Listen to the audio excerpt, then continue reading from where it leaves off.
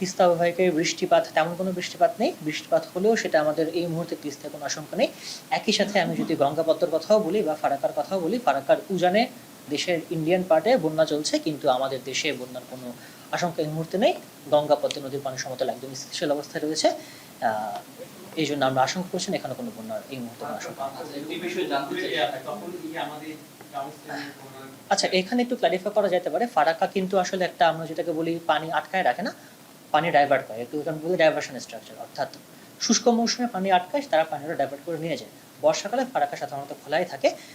এবং এই মুহূর্তে উজানের যে অবস্থা ফারাক্কার, আমরা অবশ্যই আমাদের কাছে 100% তথ্য নেই, কিন্তু হাইড্রোলজি বা আমরা বিজ্ঞান মতে যেটা বুঝে থাকি যে ফারাক্কার গেট এই মুহূর্তে সবগুলো খোলাই রয়েছে, অর্থাৎ পানি গেট খুলে দিয়ে বন্যা হয়ে যাওয়ার মতো এমন কোনো সিচুয়েশন ফারাক্কাতে নেই।